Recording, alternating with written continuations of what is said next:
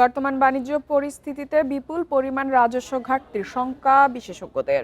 এতে অর্থনৈতিক চাপ আরও বাড়বে বলে সতর্ক করছেন তারা। বলেন, উন্নয়ন ব্যয় কমছে, পরিচালন ব্যয় বাড়ছে, অথচ রাজস্ব আদায় দ্রুত গতিতে কমছে। পরিস্থিতি মোকাবেলায় বাস্তব ভিত্তিক পদক্ষেপ নেওয়ার পরামর্শ দিয়েছেন বিশেষজ্ঞরা। দুপুরে রাজধানীতে এক আলোচনা সভায় এসব কথা উঠে আসে।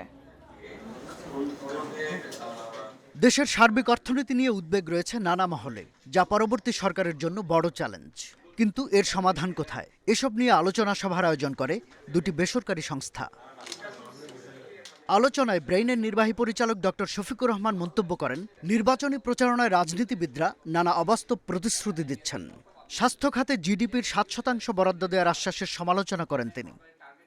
যেমন হেলথ সেক্টরে 7% অফ জিডিপি করা হবে, তো এটা এতই অবাস্তব একটা নাম্বার, যেটা নিয়ে কথা বলতেও আমাদের লজ্জা লাগে। কারণ আমাদের এখন হেলথ সেক্টরে খরচ 2%-এরও অনেক কম। আর হেলথ সেক্টর এবং total revenue collection 7-8% of GDP. আর আমাদের টোটাল বাজেটের হলো কি আমরা জিডিপির 7-8% করি।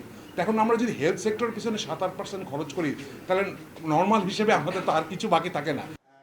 চলতি অর্থবছরে সরকারের রাজস্ব লক্ষ্যমাত্রা 4,99,000 কোটি টাকা থেকে বাড়িয়ে 5,54,000 কোটি টাকা করা হয়। এর বিপরীতে 6 মাসে আদায় হয়েছে 1,85,000 কোটি টাকা। রাজস্ব বিশেষজ্ঞ স্নেহাশিস বড়ুয়া বলেন, যে ঘাটতি তৈরি হয়েছে তা এই সময়ে পূরণ করা সম্ভব নয়। বর্তমান যে ইকোনমিক কন্ডিশন, বিজনেস কন্ডিশন, সেটা বলেই দিচ্ছে যে আসলে রেভিনিউ ডেফিসিট হবে huge as compare to earlier years. আবার তার মধ্যে আবার আছে যে আপনারা নিশ্চয়ই দেখেছেন যে সরকার হয়তো আজকে পে কমিশনের রিপোর্টও কিন্তু সাবমিট করবে, যেখানে বলা হচ্ছে আরও প্রায় 84,000 কোটি টাকার এক্সট্রা অপারেটিং এক্সপেন্ডিচার যোগ হতে যাচ্ছে। সো আমরা সব দিকের প্রেশারে আছি। ডেভেলপমেন্ট এক্সপেন্ডিচার কমে যাচ্ছে, অপারেটিং এক্সপেন্ডিচারের টার্গেটটা আরও বেড়ে যাচ্ছে, আবার সাথে রেভিনিউ কালেকশনস কিন্তু শার্পলি কমে যাচ্ছে। তিনি আরও বলেন, রাতারাতি রাজস্ব আদায় বাড়ানো অসম্ভব। এজন্য নিতে হবে স্বল্প, মধ্য ও দীর্ঘমেয়াদী পরিকল্পনা। শাহাদাত স্বপন, ইন্ডিপেন্ডেন্ট নিউজ, ঢাকা।